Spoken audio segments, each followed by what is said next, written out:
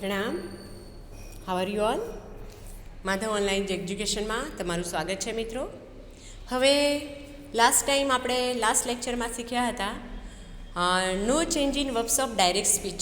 Direct સ્પીચના ક્રિયાપદમાં ફેરફાર ન કરવો, બરાબર. અને હવે નેક્સ્ટ ટોપિક ચાલુ થાય છે change in verbs of direct speech. Direct સ્પીચમાં ક્રિયાપદમાં ક્યારે ફેરફાર થાય છે. ઓકે, ડાયરેક્ટ સ્પીચના ક્રિયાપદના ક્યારે ફેરફાર થાય છે એનો બેઝિક નિયમ છે, મૂળભૂત નિયમ છે. તો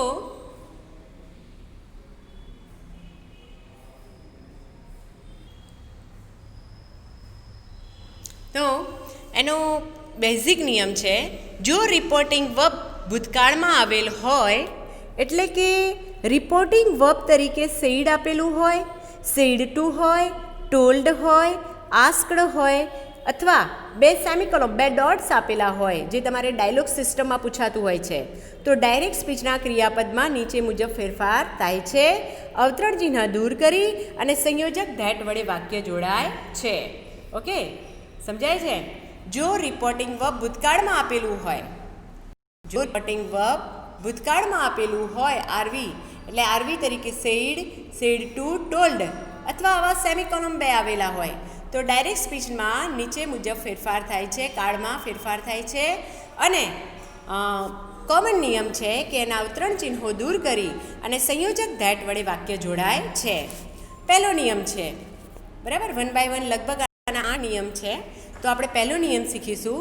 જો ડાયરેક્ટ સ્પીચનું વાક્ય, આમાં તમને કાળને ઓળખતા આવડવું જોઈએ. અને તમે જાણો છો કે પહેલાં મેં ટેન્સ શીખવાડી દીધા છે, બરાબર છે. એટલે હવે તમને દરેક ટેન્સનું જ્ઞાન હશે કે એની વાક્યરચના ઉપરથી, એના ક્રિયાપદ ઉપરથી કયા કાળનું વાક્ય છે ખબર પડે છે. હંમેશા કોઈ પણ વાક્ય હોય એને ઓળખવું હોય કે કયા ટેન્સમાં છે, તો એના વર્બને ઓળખો અને વર્બ ઉપરથી ખબર પડશે કે કયા કાળનું વાક્ય છે.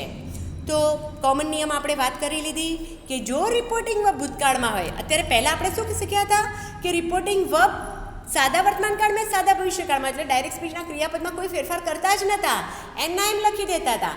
પણ હવે જો રિપોર્ટિંગ વર્બ ભૂતકાળમાં હોય, એટલે કે આરવી તરીકે સેડ હોય, સેડ ટુ હોય, ટોલ્ડ હોય, આસ્કડ હોય, બે સેમિકોલન હોય, ગમે તે હોય, તો ડાયરેક્ટ સ્પીચના ક્રિયાપદમાં નીચે મુજબ ફેરફાર થાય છે. ચલો, એનો પહેલો નિયમ છે, જો ડાયરેક્ટ સ્પીચનું વાક્ય સિમ્પલ પ્રેઝન્ટ ટેન્સ મતલબ સાદા વર્તમાનકાળનું હોય, તો તેને ઇનડાયરેક્ટ સ્પીચમાં ફેરવતી વખતે સિમ્પલ પાસ્ટ ટેન્સ મતલબ સાદો ભૂતકાળ થાય છે. એટલે તમારે યાદ રાખવા માટે વર્બ વનનું વર્બ ટુ થાય છે, મતલબ ગો આપેલું હોય તો વેન્ટ થઈ જાય, સ્પીક આપેલું હોય તો સ્પોક થઈ જાય, અને નકાર વાક્ય હોય તો ડુ ડઝનું ડીડ થાય છે. ડુ ડઝનું શું કરી દેવાનું? ડીડ થાય છે. હવે તમે એક્ઝામ્પલ જોશો એટલે વધારે સમજ પડશે. તમારે આ બધા પછી આપણે શોર્ટમાં પણ એક વખતે લઈ લઈશું, બરાબર. પણ અત્યારે સરસ રીતે સમજી લો, બરાબર. જો ડાયરેક્ટ સ્પીચનું વાક્ય સાદા વર્તમાન કાળનું હોય, તો એને ઇનડાયરેક્ટ સ્પીચમાં ફેરવતી વખતે સાદો ભૂતકાળ થાય છે, એટલે કે વર્બ વનનું વર્બ ટુ થાય છે અને ડુ ડઝનું ડીડ થાય છે. દાખલા તરીકે Kajol said to Ajay, I visit your village. હવે આ વાક્યમાં સ્પીકર કોણ છે? કાજોલ. સેડ ટુ શું છે? Reporting verb. અજય શું છે? Listener. I visit your village, આ શું છે? ડાયરેક્ટ સ્પીચનું વાક્ય છે. હવે એની વાક્ય રચના પ્રમાણે પહેલાં સ્પીકર, રિપોર્ટિંગ વર્બ, લિસનર, સંયોજક ધેટ અને ડાયરેક્ટ સ્પીચનું વાક્ય. તો સ્પીકર કોણ છે? કાજોલ. તો સૌ પહેલાં આપણે શું મૂકીશું? કાજોલ, બરાબર. તો કાજોલ મૂક્યું. એના પછી રિપોર્ટિંગ વર્બ સેડ ટુ છે, તો આપણે આ ચેન્જ ઇન આરવીમાં લખાયું હતું, સેડ ટુ હોય તો ટોલ્ડ કરી દેવાનું. તો કાજોલ ટોલ્ડ. પછી લિસનર અજય છે, અને વિધાન વાક્ય છે એટલે સંયોજક ધેટ મૂકશો. હવે I visit your village, I visit your village, I મતલબ બોલનાર પ્રમાણે ફેરફાર. તો કાજોલ છે બોલનાર, તો આઈનું શું થઈ જશે? સી. અને વિઝિટ મેઇન વર્બ છે, તો વર્બ ટુ કરવાનું, તો શું થશે? વિઝિટેડ. શું થશે? વર્બ વનનું શું થશે? વિઝિટેડ. તો વિઝિટનું શું થશે? વિઝિટેડ. દેખાય છે? વિઝિટનું શું થશે? વિઝિટેડ થયું, બરાબર. અને આઈનું શું થયું? સી થઈ ગયું. તો આ પ્રમાણે ફેરફાર થાય છે. તો જો ડાયરેક્ટ સ્પીચનું વાક્યમાં સાદો વર્તમાન કાળ હોય તો સાદો ભૂતકાળ થાય છે, એટલે વર્બ વનનું વર્બ ટુ થાય છે અને ડુ ડઝનું ડીડ થાય છે. આ હકાર વાક્ય હતું એટલે આપણે સી વિઝિટેડ. પછી યોર કીધું છે, આઈ વિઝિટ યોર વિલેજ. યોર છે તો સાંભળના પ્રમાણે તો અજય છોકરો છે તો હિઝ વિલેજ. તો આખું વાક્ય શું બનશે? Kajol told Ajay that she visited his village. Okay, આગળ જોઈશું આપણે બીજું વાક્ય એક્ઝામ્પલ માટે. Mohan said to Veena, I do not take your book. બરાબર, Mohan said to Veena, I do not take your book. મેં તારી ચોપડી લીધી નથી. તો આ વાક્યમાં જોઈએ તો સ્પીકર કોણ છે? મોહન. રિપોર્ટિંગ વર્બ શું છે? Said to. લિસનર કોણ છે? વીણા. અને I do not take your book, આ શું છે? ડાયરેક્ટ સ્પીચનું વાક્ય છે. આમાં ડુ આવેલું છે. બરાબર, તો હવે વાક્યરચના પ્રમાણે વાક્યરચના શું છે? સ્પીકર, આરવી, લિસનર, સંયોજક ધેટ અને ડીએસનું વાક્ય. તો પહેલાં સ્પીકર મોહન મૂકીશું, પછી રિપોર્ટિંગ વર્બ ટોલ્ડ મૂકીશું, ત્યારબાદ લિસનર વીણા મૂકીશું, પછી સંયોજક ધેટ મૂકીશું. હી ડીડ નોટ ટેક, આઈ છે તો બોલના પ્રમાણે તો હી થઈ ગયું. ડુનું શું થઈ જશે? ડીડ થઈ જશે. ડુનું શું થઈ જાય? ડીડ થઈ જાય છે. બરાબર, ડુ છે તો અહીંયા શું થઈ ગયું? ડીડ થઈ ગયું. આપણે આગળ વાત કરી હતી ને એમ. અને આઈ હતું તો કોના પ્રમાણે ફેરફાર કરતું હતું? બોલના પ્રમાણે. બોલનાર મોહન છે તો હી કરી નાખ્યું. ટેક યોર બુક, તો યોર છે તો સાંભળના પ્રમાણે વીણા છોકરી છે તો આપણે શું કર્યું? હર બુક કરી નાખ્યું. તો આનું આખ્ય વાક્ય શું થશે? Mohan told Veena that he did not take her book. આ નિયમને શોર્ટમાં યાદ રાખવું હોય તો જો ડાયરેક્ટ સ્પીચના વાક્યમાં સાદો વર્તમાનકાળ હતો, સાદો ભૂતકાળ, એટલે યાદ રાખવા માટે વર્બ વનનું વર્બ ટુ થાય છે અને ડુ ડઝનું ડીડ થાય છે. ઓકે, ચલો રૂલ નંબર 2 જોઈ લઈએ. બીજો નિયમ છે, જો ડાયરેક્ટ સ્પીચનું વાક્ય કન્ટિન્યુઅસ પ્રેઝન્ટ ટેન્સ મતલબ ચાલુ વર્તમાનકાળ હોય તો તેને ઇનડાયરેક્ટ સ્પીચમાં ફેરવતી વખતે કન્ટિન્યુ પાસ્ટ ટેન્સ મતલબ ચાલુ ભૂતકાળમાં ફેરફાર થાય છે. એટલે યાદ રાખવા માટે જો ડાયરેક્ટ સ્પીચમાં એમ ઇઝ આપેલું હોય તો વોઝ કરી દેવાનું અને આર આપેલું હોય તો એનું વર કરી દેવાનું. WERE વર કહેવાય. આમ તમે વેર કહેતા હોય છો જનરલી, પણ વેર એટલે WHERE. આપણે એના બ્રિટિશ પ્રોનાઉન્સિએશન પ્રમાણે વર કહેવાતું હોય છે. બરાબર, તો આરનું શું કરીશું? આપણે વર કરીશું. અને એમિઝનું શું કરીશું? વોઝ. કેમ કે ચાલુ વર્તમાનકાળની વાક્યરચના શું છે? Am is are plus verb four. Verb four મતલબ આઈએનજી વાળું ક્રિયાપદ. અને ચાલુ ભૂતકાળની વાક્યરચના શું છે? Was were plus verb four. બરાબર, તો વર્બ ફોર તો એમને એમ જ રાખવાનું છે. ફેરફાર શેનું કરવાનું છે? એમિઝનો. તો એમિઝનું વોઝ થાય અને આરનો વર થાય છે. તો જુઓ નીચે એક્ઝામ્પલ છે એટલે તમને વધારે સમજ પડશે. દાખલા તરીકે, Rajan said to Rajni, Rajan said to Rajni, I am not reading your book, હું તારી ચોપડી વાંચતો નથી. તો આ વાક્યમાં જોઈએ તો સ્પીકર કોણ છે? Rajan. Said to reporting verb, Rajni listener. I am not reading your book, આ ડાયરેક્ટ સ્પીચનું વાક્ય છે. I am not reading your book, આ ચાલુ વર્તમાનકાળનું વાક્ય છે.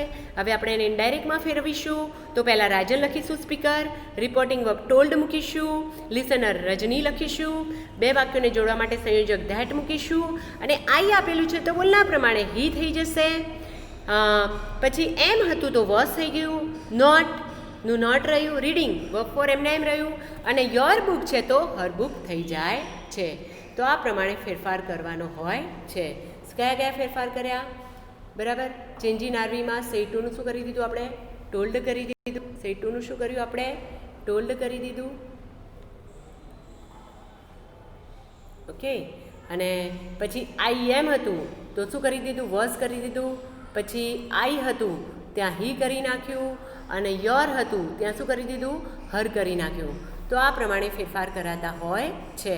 તો બીજો નિયમ શું છે કે જો ડાયરેક્ટ સ્પીચમાં બીજા પુરુષના ડાયરેક્ટ સ્પીચમાં ચાલુ વર્તમાનકાળના વાક્યો આપેલા હોય તો એને ઇનડાયરેક્ટમાં ફેરવતી વખતે ચાલુ ભૂતકાળ થાય છે, એટલે કે એમિઝનું વોઝ થાય છે અને આરનું વર થઈ જાય છે. આ તમે સરસ રીતે યાદ રાખી લેજો. બે નિયમ શીખ્યા, વર્બ વનનું વર્બ ટુ, ડુ ડઝનું ડીડ, એમિઝનું વોઝ, આરનું વર. આટલું ક્લિયર કરી નાખજો. ઓકે, ચલો હવે આપણે ત્રીજો નિયમ જોઈશું. ત્રીજો નિયમ છે, જો ડાયરેક્ટ સ્પીચના વાક્યમાં પરફેક્ટ પ્રેઝન્ટ ટેન્સ મતલબ પૂર્ણ વર્તમાનકાળ આવેલો હોય, પૂર્ણ વર્તમાનકાળનું વાક્યલું આપેલું હોય ડાયરેક્ટ સ્પીચમાં. ડાયરેક્ટ સ્પીચ એટલે અવતરણ ચિહ્નમાં આપેલું વાક્ય. જો ડાયરેક્ટ સ્પીચમાં પૂર્ણ વર્તમાનકાળનું વાક્ય આપેલું હોય તો તેને ઇનડાયરેક્ટ સ્પીચમાં ફેરવતી વખતે પૂર્ણ ભૂતકાળ બને છે. શું બને છે? પૂર્ણ ભૂતકાળ મતલબ પરફેક્ટ પાસ્ટ ટેન્સ બને છે. હે ને? તો તમારે યાદ રાખવા માટે શું કરવાનું? જ્યાં પણ વાક્યમાં હેઝ કે હેવ દેખાય તો હેડ કરી દેવાનું. શું કરવાનું? જ્યાં પણ વાક્યમાં હેઝ કે હેવ દેખાય તો તમારે શું કરી દેવાનું છે? હેડ. બરાબર. ચલો આપણે એના એક્ઝામ્પલ જોઈએ. દાખલા તરીકે Monil said to Chirag, I have not given you a pen. જો પૂર્ણ વર્તમાનકાળની ઓળખાણ. હેવ એઝ પ્લસ વર્બ 3 જોઈએ તો હેવ આવી ગયું અને વર્બ 3 એટલે ગિવન આવી ગયું. બરાબર. હવે આપણે એને ઇનડાયરેક્ટમાં ફેરવીશું તો પૂર્ણ ભૂતકાળ થશે. તો મેં કહ્યું તમને કે જ્યાં આગળ હેઝ એવ આપેલું હોય તો તમારે શું કરવાનું છે? હેડ કરવાનું છે. તો આપણે એની વાક્યરચના જોઈએ. તો સ્પીકર લખો પહેલાં મોનિલ, રિપોર્ટિંગ વર્બ સેડ ટુનું શું થશે? ટોલ્ડ. લિસનર લખો ચિરાગ. સંયોજક શું મૂકશો? બે વાક્યોને જોડવા માટે ધેટ મૂકો. હવે આઈ આપેલું છે. શું આપેલું છે? આઈ આપેલું છે. તો આપણે આઈનું શું કરીશું? બોલના પ્રમાણે મોનિલ છે તો શું થશે? હી થઈ જશે. હવે હેવ આપેલું છે તો આપણે મેં કીધું હતું ને કે હેવ એસનું શું કરવાનું છે? હેડ કરવાનું છે. નોટ એમના એમ રહેશે, ગિવન પણ એમના એમ રહેશે. ગિવન યુ છે. હવે યુ છે ને એ લિસનર છે અને કર્મ વિભક્તિની જગ્યાએ છે. તો એ લિસનર કોણ છે? ચિરાગ. એ છોકરો છે. બરાબર. તો એની જગ્યાએ આપણે શું મૂકીશું? હિમ મૂકીશું. યુની જગ્યાએ શું આવશે? હિમ આવશે. બરાબર છે. તો Monil told Chirag that he had not given him a pen. તો આ પ્રમાણે વાક્યનું ઇનડાયરેક્ટ સ્પીચમાં રૂપાંતરણ કરાય છે. તો આપણે નિયમ 3 શીખ્યા, પછી રિવાઇઝ કરી લઈએ છીએ, યાદ કરી લેવાનું છે બધાને. ઓકે. હવે ચોથો નિયમ જોઈ લઈએ. ચોથો નિયમ છે કે જો ડાયરેક્ટ સ્પીચનું વાક્ય સિમ્પલ પાસ્ટ ટેન્સ મતલબ સાદો ભૂતકાળ મતલબ વર્બ ટુ, હે ને? સાદા ભૂતકાળને કેવી રીતના ઓળખશો? વર્બ ટુ અથવા નકાર વાક્ય હોય તો ડીડ નોટ પ્લસ V1. તો જો ડાયરેક્ટ સ્પીચના વાક્યમાં સાદો ભૂતકાળ હોય તો તેને ઇનડાયરેક્ટ સ્પીચમાં ફેરવતી વખતે શું થાય છે? પૂર્ણ ભૂતકાળ. શું થાય છે? Past perfect tense. શું થાય છે? Perfect past tense. ઓકે. તો મતલબ તમારે યાદ રાખવા માટે શું થશે? વર્બ ટુ આપેલું હોય. શું આપેલું હોય? વર્બ ટુ આપેલું હોય તો શું કરવાનું છે? એનું હેડ પ્લસ વર્બ 3 થાય છે. અને નકાર વાક્ય હોય તો ડીડ નોટ V1 હોય. શું હોય? ડીડ નોટ અને V1 ડીડ આવે એટલે વર્બ 1 જ મુકાય ને. તો ડીડ નોટ પ્લસ V1 હોય તો હેડ નોટ પ્લસ વર્બ 3 મુકાય છે, જે તમારે યાદ રાખવાનું છે. ફરીથી એકવાર, જો ડાયરેક્ટ સ્પીચનું વાક્ય સાદા ભૂતકાળનું હોય તો એને ડાયરેક્ટ સ્પીચમાં ફેરવતી વખતે પૂર્ણ ભૂતકાળ થાય છે. એટલે કે વર્બ 2 હોય તો હેડ પ્લસ વર્બ 3 થાય છે અને ડીડ નોટ પ્લસ V1 હોય તો હેડ નોટ પ્લસ વર્બ 3 થાય છે. આપણે એના એક્ઝામ્પલ જોઈએ એટલે વધારે સમજ પડશે. દાખલા તરીકે Sonal said to Kaushik, I bought a car for you. Sonal said to Kaushik, I bought a car for you. મેં તારા માટે કાર ખરીદી હતી. ઓકે. તો આ વાક્યમાં સ્પીકર સોનલ છે, સેડ ટુ રિપોર્ટિંગ વર્બ છે અને કૌશિક એ શું છે? લિસનર છે. I bought a car for you a direct સ્પીચનું વાક્ય છે. હવે ડાયરેક્ટ સ્પીચનું વાક્ય છે એમાં સર્વનામ અને ક્રિયાપદ ઓળખો. તો ડાયરેક્ટ સ્પીચમાં આઈ છે, ક્રિયાપદ બોટ છે, યુ છે, આ બધા સર્વનામ અને ક્રિયાપદ છે. ઓકે. હવે આપણે ઇનડાયરેક્ટ સ્પીચમાં કન્વર્ટ કરીએ તો સૌ પહેલાં સ્પીકર લખીશું તો સોનલ મૂકીશું. રિપોર્ટિંગ વર્બ સેડ ટુ છે તો ટોલ્ડ મુકાશે. ત્યારબાદ લિસનર કૌશિક મૂકીશું. બે વાક્યોને જોડવા માટે સંયોજક ધેટ મુકાશે. અને આઈ આપેલું છે તો બોલના પ્રમાણે ફેરફાર થાય છે તો આઈનું શું કરીશું? આપણે સી કરીશું. અને બોટ આપેલું છે તો હેડ બોટ કરીશું. શું કરીશું? Had bought. પેલું ક્રોસ કરેલું છે ને તમે સુધારી લેજો. હેડ બોટ કરીશું. અને had bought a car for, પછી યુ છે અને કર્મ વિભક્તિનું રૂપ છે અને કૌશિક છોકરો છે તો હિમ લખીશું. તો Sonal told Kaushik that she had bought a car for him. આ પ્રમાણે ફેરફાર કરાય છે. હવે એક નકાર વાક્ય પણ જોઈ લઈએ એટલે આપણે પરફેક્ટ થઈ જઈએ. તો જુઓ, વાક્ય છે Mona said to Monil. Mona said to Monil, I did not give you a pen. હું તને પેન આપીશ નહીં. ઓકે. તો આ વાક્યમાં speaker Mona said to reporting verb, Monil listener.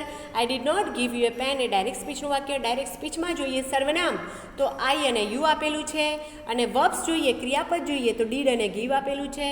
તો આપણે એને ઇનડાયરેક્ટમાં ફેરવીએ તો સૌ પહેલાં શું લખીશું? મોના લખીશું. રિપોર્ટિંગ વર્બ સેડ ટુનું ટોલ્ડ થશે. એના પછી લિસનર મોનિલ થશે. સંયોજક ધેટ મૂકીશું. ડાયરેક્ટ સ્પીચમાં આઈ આપેલું છે તો બોલના પ્રમાણે ફેરફાર કરીશું. તો મોના છે એટલે શી મૂકીશું. ડીડ નોટ વર્બ 1 છે તો હેડ નોટ પ્લસ વર્બ 3 થશે. તો હેડ નોટ ગિવન થઈ ગયું. હેડ નોટ ગિવન. યુ છે તો સાંભળના પ્રમાણે છોકરો છે મોનિલ તો હિમ કરીશું. Said had not given him a pen. તો આ પ્રમાણે ઇનડાયરેક્ટ સ્પીચમાં 4 નિયમો છે, હજુ બીજા 4 નિયમો છે, નેક્સ્ટ લેક્ચરમાં જોઈશું, પણ આ 4 નિયમો મોઢે કરી લઈએ. બરાબર છે. પહેલો નિયમ છે કે વર્બ 1 આપ્યું હોય તો વર્બ 2 કરવાનું, ડુ ડઝ આપ્યું હોય તો ડીડ કરવાનું, એમ ઇઝ આપ્યું હોય તો વોઝ કરવાનું, આર આપ્યું હોય તો વર કરવાનું, હેઝ હેવ આપ્યું હોય તો હેડ કરવાનું, અને વર્બ 2 આપ્યું હોય તો હેડ પ્લસ વર્બ 3 મૂકવાનું, અને ડીડ નોટ વી વન હોય તો હેડ નોટ પ્લસ વર્બ 3 મૂકવાનું. મતલબ સાદા વર્તમાનકાળનું હોય તો સાદા વર્તમાનકાળનું વાક્ય હોય તો સાદા ભૂતકાળમાં, ચાલુ વર્તમાનકાળનું વાક્ય હોય તો ચાલુ ભૂતકાળમાં, પૂર્ણ વર્તમાનકાળનું વાક્ય હોય તો પૂર્ણ ભૂતકાળમાં, અને સાદા ભૂતકાળનું વાક્ય હોય તો પૂર્ણ ભૂતકાળમાં ફેરફાર થાય છે, જે તમે સરસ રીતે યાદ રાખી લેજો. ખાસ કરીને ઇનડાયરેક્ટ સ્પીચની વાક્યરચના અત્યારે હાલ આપણે વિધાન વાક્યો શીખી રહ્યા છીએ. વિધાન વાક્યોના બધા નિયમો પૂરા થશે પછી આપણે પ્રશ્નાર્થ વાક્ય આવશે, પછી આજ્ઞાર્થ વાક્ય આવશે, લેટવાળા વાક્યો આવશે, ઉદ્ગાર વાક્યો આવશે, પછી આવશે શુભેચ્છા દર્શક વાક્યો આવશે. મોસ્ટલી ઇનડાયરેક્ટ સ્પીચમાં આપણે બધા વાક્યો શીખતા હોઈએ છીએ, બોલતા હોઈએ છીએ, તો એમનું ઇનડાયરેક્ટ સ્પીચમાં વાક્યરચના આપણને આવડવી જોઈએ.